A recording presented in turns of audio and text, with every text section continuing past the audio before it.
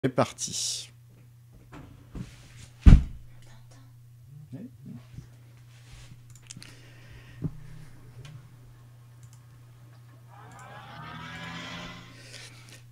Allez, bonsoir à toutes et à tous. Bienvenue pour ce premier numéro de Gauche à fond sur droite à fond.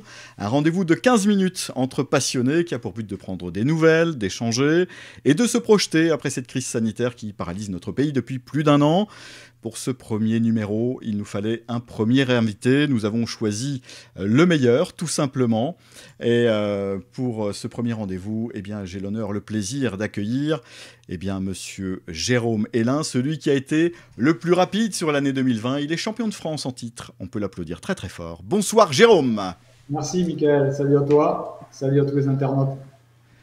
Voilà, et il sera rejoint un peu plus tard par Anthony d'ici quelques instants pour pouvoir discuter justement de cette saison 2020. Avant, déjà je tenais à m'excuser pour ce petit retard avec ce petit problème technique. Il faut qu'on se rôde un petit peu, c'était le premier rendez-vous, donc ça ira mieux pour la prochaine. Jérôme, est-ce que tu vas bien? Est-ce que tu es en forme? Oui, ça va. Ça va? La santé est là, physique et morale. D'accord. Ça se passe bien, on est épargné par le contexte actuel sanitaire, la famille est en forme, tout va bien. Bon, pas de Covid, rien du tout, en pleine forme, donc c'est parfait. Est-ce que tu peux, pour nos amis internautes, te présenter rapidement, nous dire qui tu es, d'où tu viens et ce que tu fais dans la vie? Oui, donc je m'appelle Jérôme Hélin, j'ai 44 ans, je suis fils de Christian et de Catherine Hélin, je suis marié à Sylvie, j'ai deux enfants, deux garçons, Tom qui a 14 ans et Matt qui en a 8.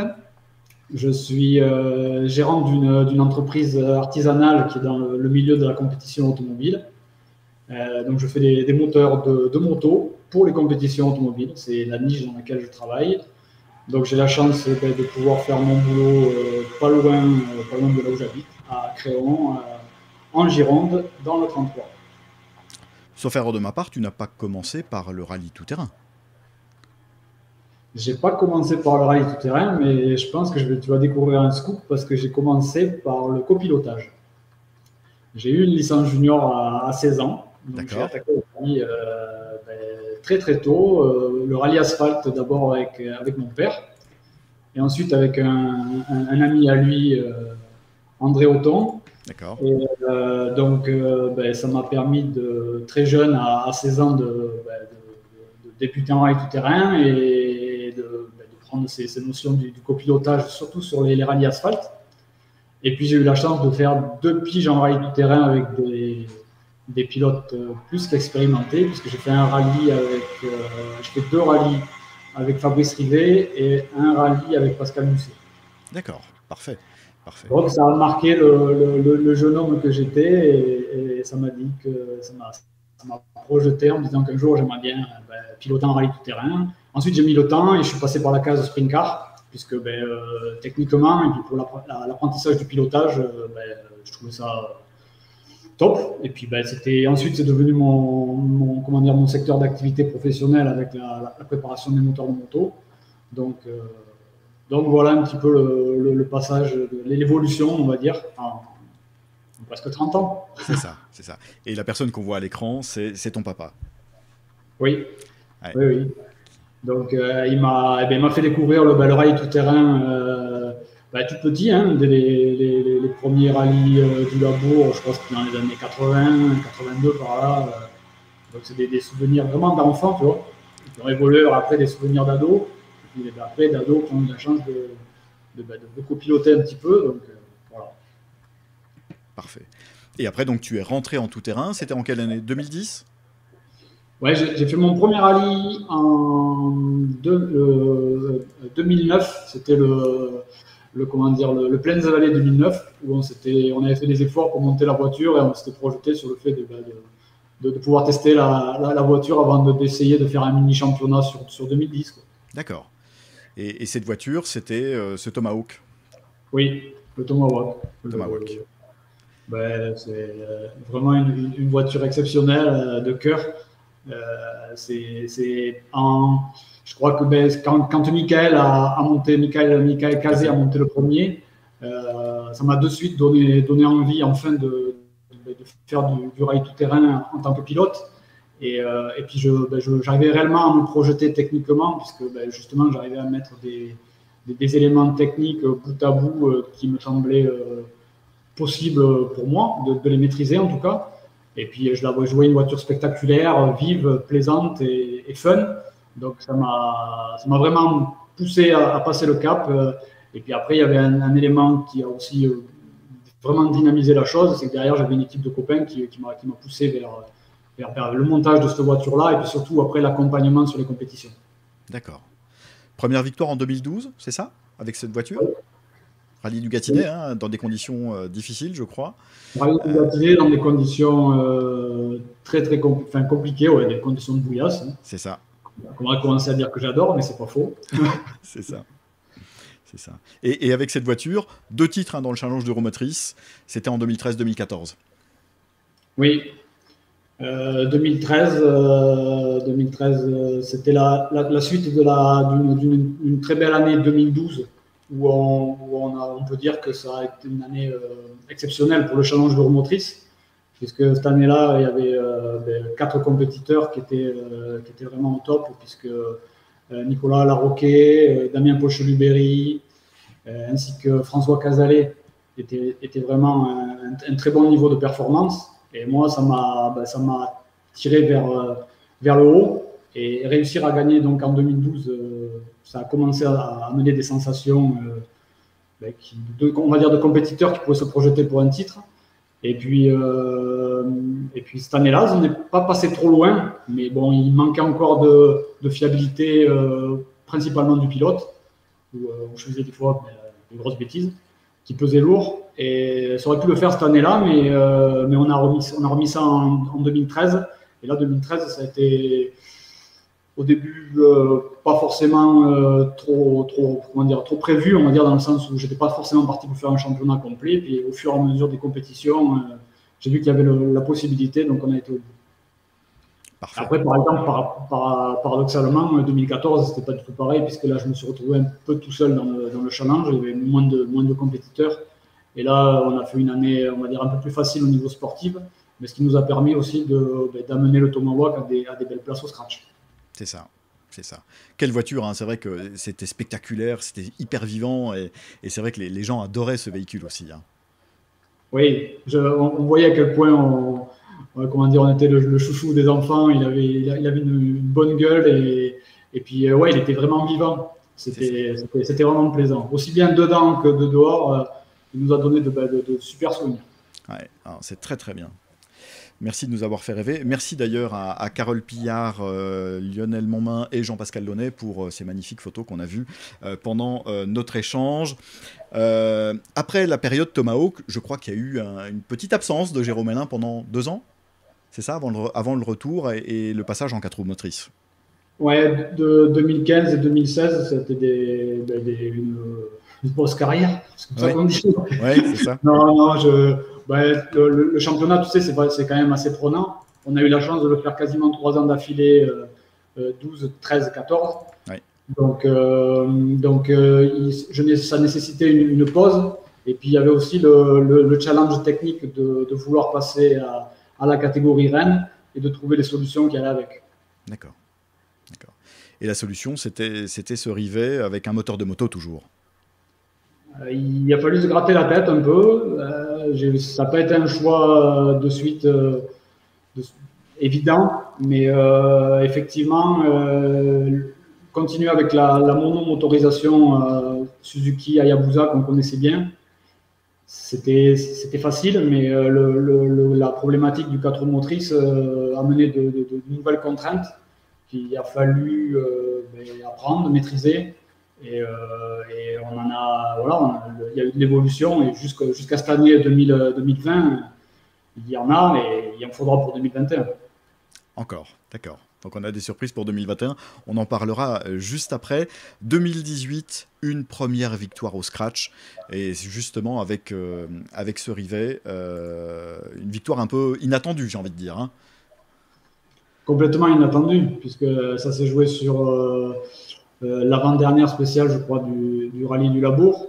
une spéciale qu'on sait très, très atypique puisqu'elle est assez cassante et puis très piégeuse, une vraie spéciale de montagne voilà, qui est extraordinaire, hein, cette spéciale du Chicane. Donc les 4 premiers du scratch ont malheureusement eu tour à tour des soucis. Et nous, on a réussi à passer entre les gouttes et aller au bout de la spéciale. Et en étant un petit peu le survivant de cette spéciale-là, ça nous a fait gagner notre première rallye du Labour. Bon, c'était une chance, elle est évidente. Mais par contre, il y avait quand même une grosse fierté derrière ça sur l'aspect d'amener notre machine au bout techniquement. Et puis surtout aussi de voir les personnes qu'il y avait devant nous. Parce que c'était que des concurrents avec un gros palmarès. C'était Mathieu Irigoyen, Laurent Fouquet, Louis Dronde, Vincent Poincelet. Donc là, tu vois, tu fais le total de titres, de victoires au scratch. De suite, ça avait de la gueule. Et être 5e derrière eux, bon, mais pas très très loin, à 1 minute, je crois. Donc ça montait qu'on avait fait un beau rallye du Labour et que bon, cette victoire, elle nous est tombée un peu dessus, mais on l'a mérité. Exactement, bien mérité, tout à fait. Je me rappelle d'une interview, c'était au Plaine-et-Vallée en 2019, où à l'arrivée, tu avais un visage angélique, on va dire, je sais pas, enfin très joyeux, parce que tu avais la sensation d'avoir passé un cap, j'ai l'impression, avec cette voiture, et ça s'est confirmé en 2020. Je me trompe ou... Oui, effectivement, avec le rallye du Labour, le rallye pardon, de Plaines-et-Vallées 2019, c'était surtout là, on sortait d'une année 2018 où justement, parce qu'il y a eu comment dire, le revers de la médaille de cette victoire du Labour 2018, c'est que ça m'a retourné la cervelle en me projetant sur une potentielle chance de faire quelque chose au championnat.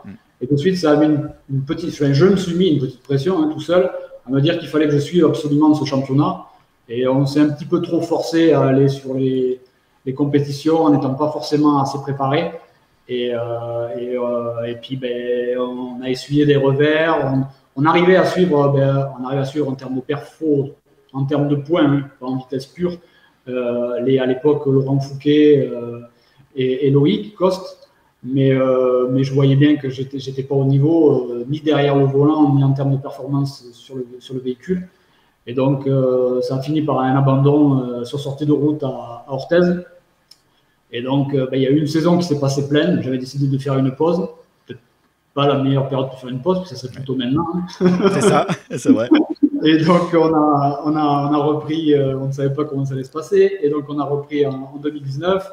Donc, avec une motorisation un peu plus performante. Et effectivement, suite à ce rallye-là, puis aussi, je m'étais remis en question au niveau du pilotage. Donc, avec essayer de vraiment arriver à conduire un 4 roues motrices. J'ai fait que du 2 roues motrices pendant des années avec le sprint car. Oui. Et j'avais vraiment des mauvais réflexes à certains moments. Et essayer de tous les gommer, c'était pas forcément naturel. Et là, ça commençait à venir. Et puis, j'avais vraiment pris du plaisir avec cette voiture sur ce plein 2019. Donc, ça nous a lancé correctement pour cette saison 2020.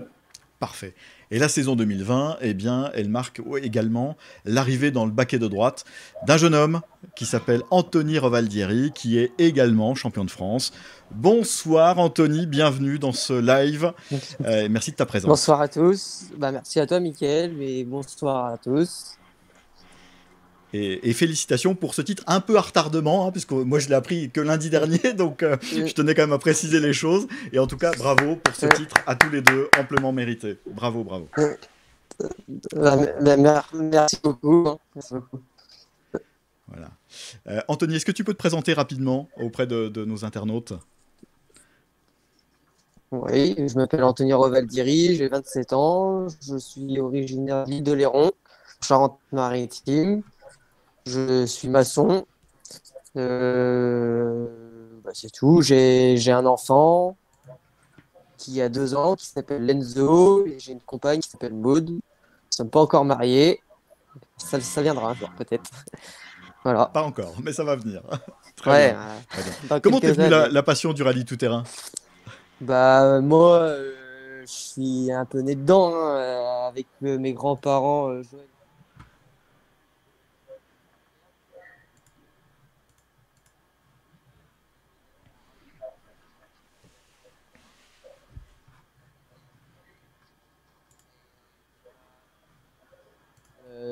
quand je suis né, après, j'étais sur les rallyes tout petit.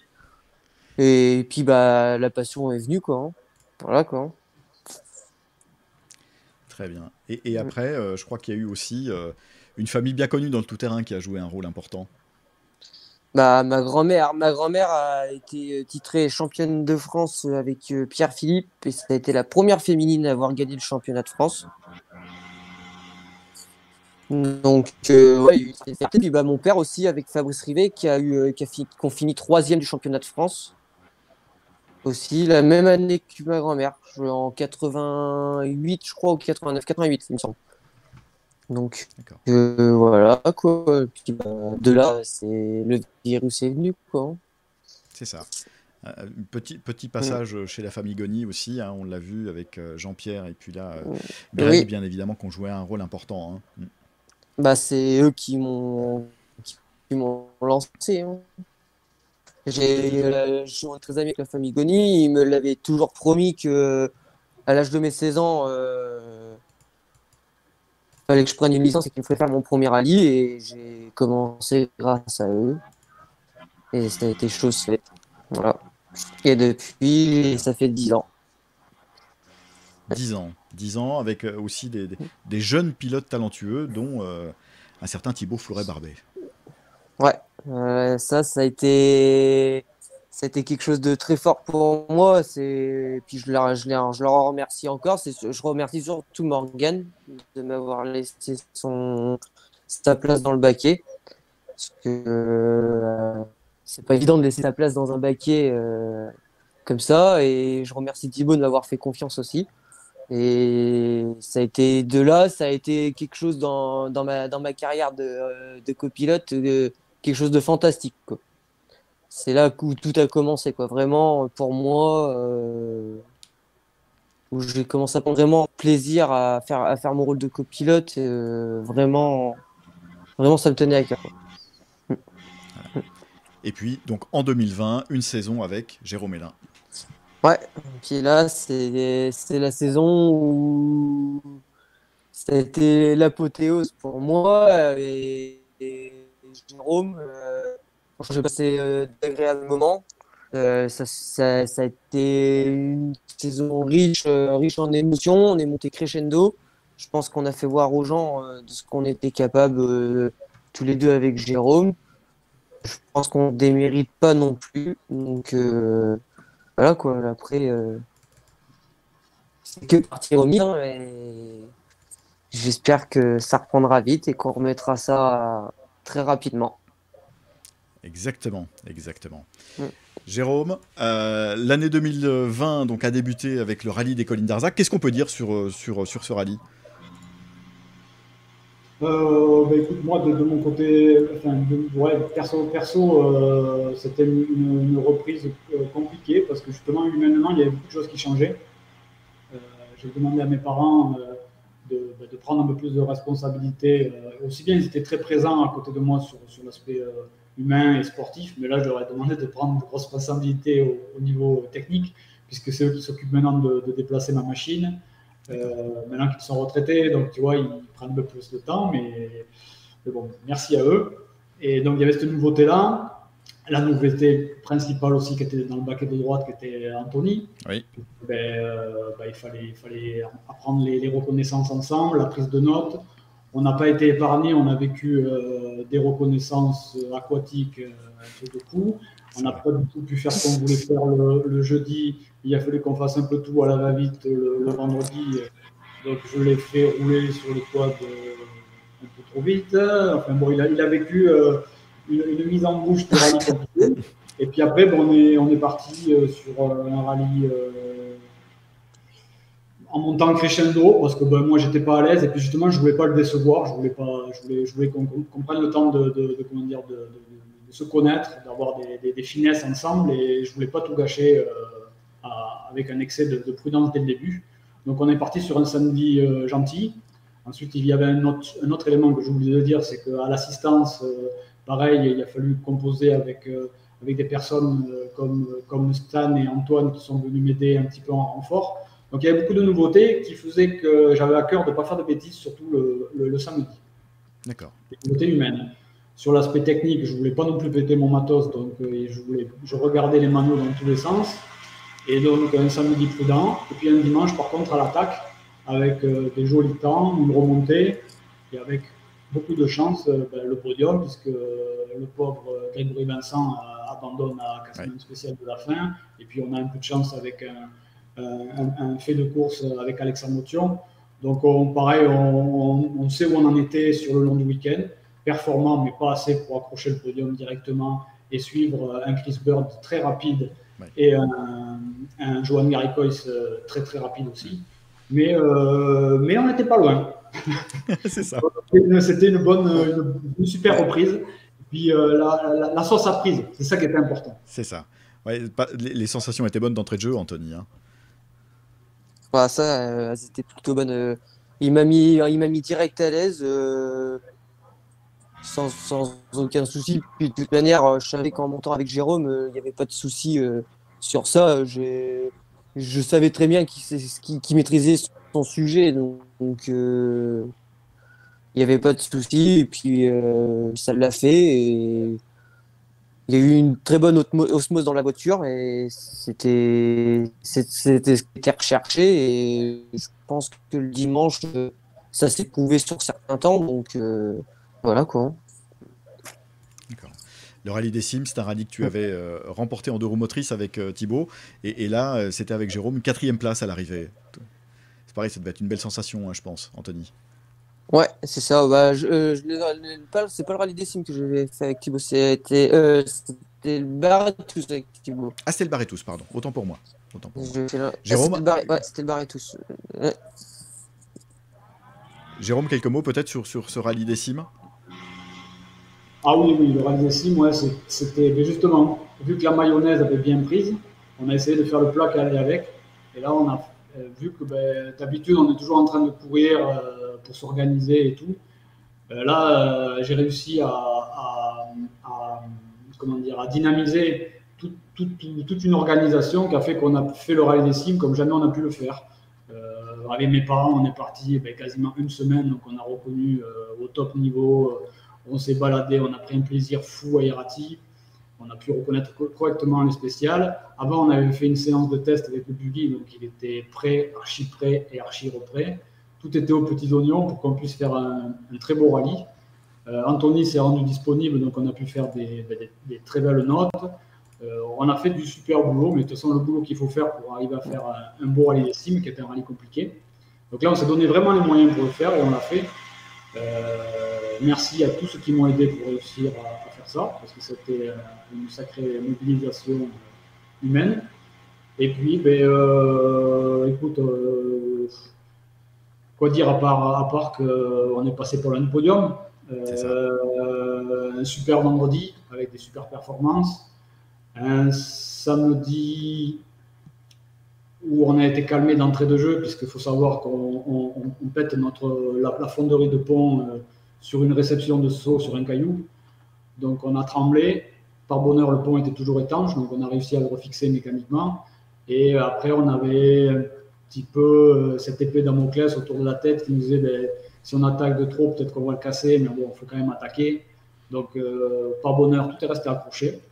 On a fait un plutôt beau samedi. Et ça nous mettait 3e le samedi soir, derrière un Johan Garrikois au top, un jeune Bart qui était hallucinant de performance, et nous pas si loin derrière lui. Donc ça promettait un beau dimanche, mais malheureusement dimanche j'ai pas tenu la cadence. Pas du tout à l'aise avec le changement de conditions climatiques. Peur de faire une bêtise pour cette fin de rallye qui était particulière parce que ça se finissait très rapidement avec 2 spéciales d'affilée et une crevaison dans la Madeleine qui a fait qu'on n'a pas pu tenir notre podium. Ouais. Dommage, mais en tout cas une superbe 4e place à l'arrivée et ça c'était important.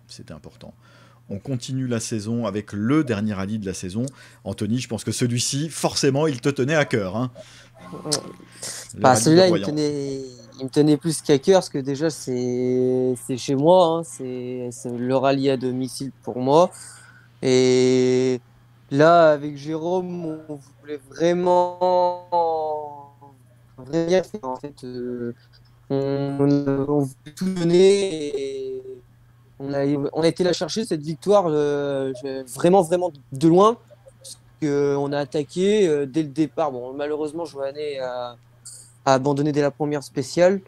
Donc ça a coupé un peu le suspense. Je pense que la bataille aurait pu être belle avec lui aussi. Mais après, on est monté crescendo petit à petit au fur et à mesure des spéciales et jusqu'à dimanche où dans Saint-André, ça a été l'apothéose où Jérôme a se lâché à fond. Et ça a été dans la voiture, ça a été mémorable, c'est spécial parce que je peux pas l'expliquer. Il y avait tellement de sensations, ça allait vite, vite, et au bout, il y a eu un sacré temps et ça a refait mon rallye en fait. Et d'ailleurs, je remercie Jérôme de me l'avoir fait gagner ce rallye, parce que c'était un rêve depuis tout petit de le gagner ce rallye, et Jérôme a réussi à faire ça. Donc, je le remercie fortement. Sympa, Ah Jérôme. oui. Mm. C'est pour quelque chose, Anthony. Ouais, non, non. Bah, non, mais ouais, il faut dire les choses comme elles sont. Et non, après, franchement, on a pris un plaisir fou à ce rallye. Et au bout, il y a eu le résultat qu'on attendait. Et au fil de la saison, on s'était dit on ne pouvait pas devenir champion si on gagnait pas un rallye. Et on a réussi à le faire, et c'était beau. Et bon, malheureusement, la saison s'est arrêtée plus tôt que prévu, et ça a chamboulé un peu tout. Mais sinon, on partait sur un bon rythme et on aurait aimé que ça aille jusqu'au bout de la saison, pour faire voir aux gens qu'on était capable aussi de rivaliser sur n'importe quel rallye, quoi. Et sur n'importe quel type de terrain. Et je pense que sur le gras, on a fait voir qu'on était fort et que on était capable de rivaliser avec des gros moteurs. Et ça, c'est plutôt cool à savoir qu'un moteur de moto puisse rivaliser dans le peloton de tête comme ça, quoi. C'est ce que j'allais dire, justement. Mm. Jérôme, Mm. on est bien d'accord que c'est la première fois qu'un buggy avec un moteur de moto est titré champion de France en rallye tout-terrain. Oui. Après, c'est assez anecdotique avec cette saison Particulière. Ouais. Mais effectivement, il faut prendre la partie positive pour nous, et effectivement, c'est la première fois. Exactement. Moi, j'ai une question. Quel est votre rallye préféré sur toutes les épreuves du championnat de France, Jérôme? Moi, je les aime tous parce que on a de tellement belles organisations, mais de cœur, j'adore aller à Soissons. Ah oui. Ah, qui est quand même pas le rallye le plus proche. Non, non, mais les types de tracés plutôt techniques et rapides me plaisent, me conviennent. Et puis la période de l'année où on y va, avec le printemps et des super paysages, me plaisent bien aussi. J'avais vraiment à cœur de monter au rallye des Sept Vallées, puisque c'est un rallye que je n'ai jamais fait, parce que quand j'ai arrêté de faire mes championnats complets en 2014, il n'était pas encore au calendrier. Donc, grâce aux vidéos et aux photos, j'ai pu apprécier la qualité de son tracé, qui a l'air qui, je pense, en théorie, devrait être un terrain qui me convient, qui fait plus que me convenir même. Donc, on avait vraiment à cœur avec Anthony d'aller là-bas, et malheureusement, une semaine avant, stop. C'est ça. Mm.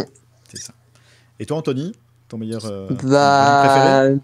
moi, j'ai pas eu encore l'occasion de faire le championnat complet. Donc, il y a des rallyes que je connais pas encore, comme Soissons, Plaine-et-Vallée. Cette vallée, je connais pas, donc je peux pas te dire que ces rallyes-là. Mais pour moi, en l'ayant fait avec Thibaut, le bar et tout, j'ai beaucoup aimé. Comme rallye, je trouve qu'il est. Il y a de tout. Et j'aime beaucoup. D'accord. J'aime beaucoup. Ouais. fait. On voit les images du Dunes et Marais 2020 avec cette victoire et puis ce titre qui est arrivé après. 2020 se profile difficilement, on va dire, parce que le début de saison n'a pas débuté, tout simplement. Et on attend avec impatience de pouvoir justement mettre les fesses dans le baquet et de pouvoir retrouver un peu les copains. C'est un peu ça, Jérôme. 2021, tu veux dire? 2021, pardon. Surtout retrouver les copains, la famille du tout-terrain. Ouais, ça manque obligatoirement parce que ça fait partie de notre vie. Et puis voilà, là, ça s'est arrêté d'un coup. La voiture était prête. Donc, de suite, après, on a évidemment du mal à se projeter. C'est ça. C'est ça. Se projeter, c'est quoi? C'est se dire, ça va être de toute façon, si la saison démarre là prochainement, dans tous les cas, ça sera encore une fois une saison sprint. Oui. Après, le fait qu'on ait été titré après coup et que l'info soit arrivée tardivement, de suite, les préparatifs pour moi ne sont plus les mêmes. Moi, Anthony, on en a un petit peu parlé. Si tu veux, aussi bien reprendre, s'il y aurait eu un championnat commun 2020-2021, on continuait l'aventure pour justement essayer de défendre notre place. Aussi bien là, le fait que ça reprenne que pour 2021, bien sûr, on va être présent, mais pas avec le même état d'esprit. Moi, en tout cas, pas avec le même état d'esprit, dans le sens où on aura, faut redémarrer à zéro, donc voilà, l'appétit va venir en mangeant. Ou pas. Voilà. Mais toujours cette ambition quand même d'aller chercher un titre éventuellement. La réponse à la con que tout le monde me donne quand ils te disent qu'ils veulent plutôt gagner des courses, ça y est, ça sort. Je voudrais plutôt gagner des courses. C'est ça. Bon, en tout cas, il y a une chose qui est sûre, c'est que les jeunes, dans la discipline, poussent très fort. Ouais, ça c'est évident. Il y a eu un gros rajeunissement des forces en présence, même si certains anciens sont toujours là et toujours aussi virulents derrière le volant et prêts à affoler les chronos. Je pense à un Daniel Favi, t'inquiète que s'il peut, il ne va pas se gêner de faire un scratch. C'est ça.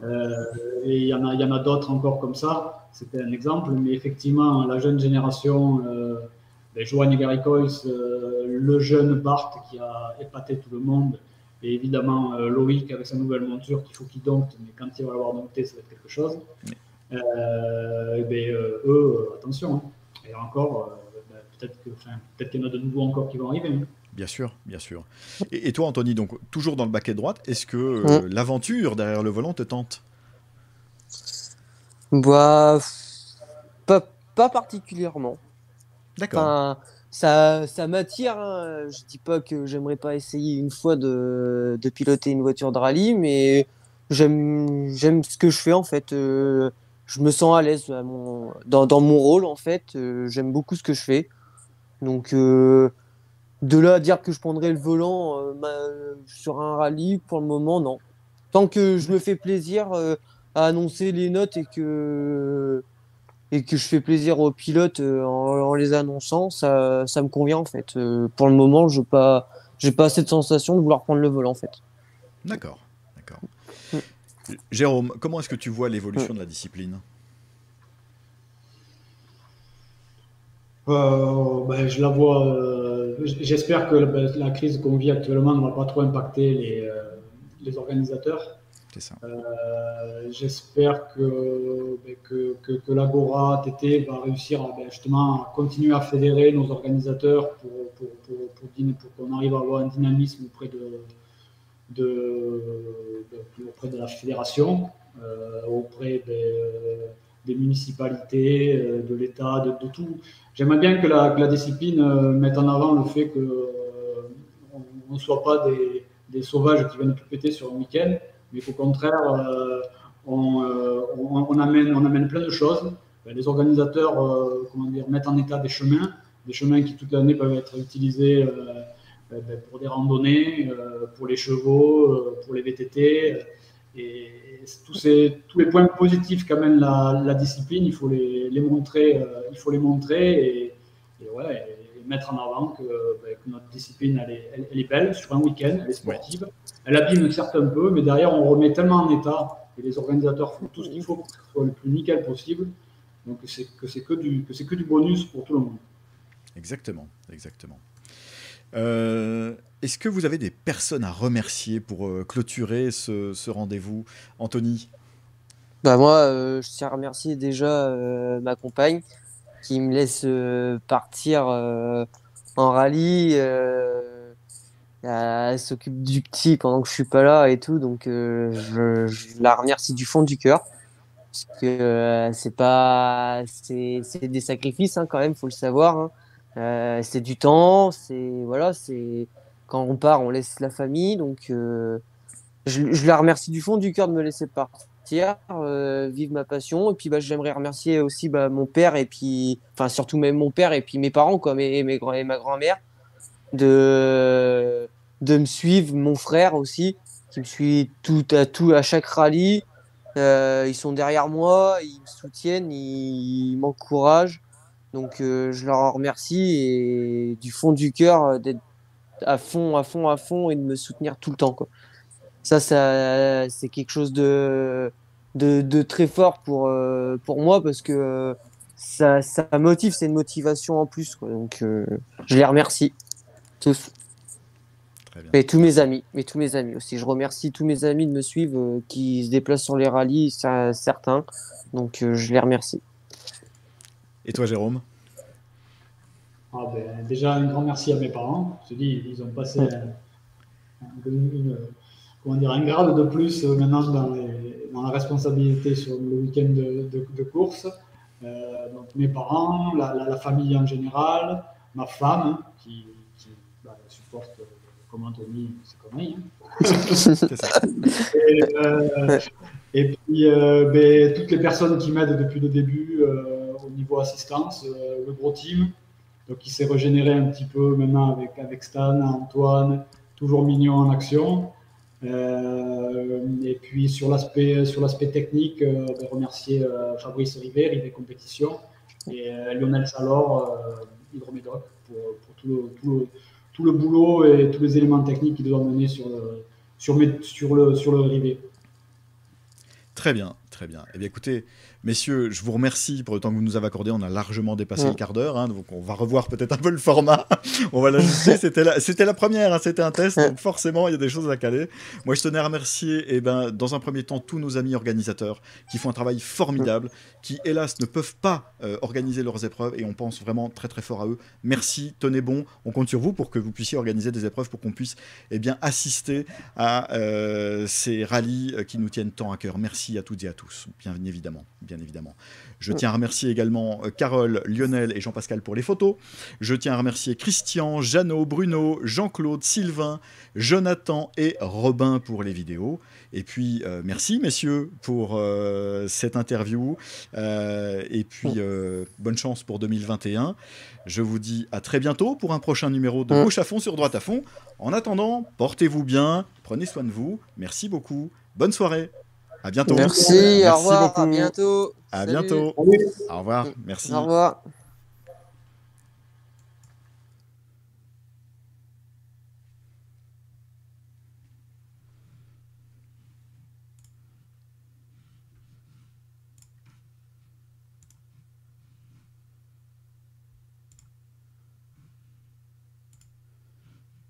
Allez, c'est terminé. Hop là.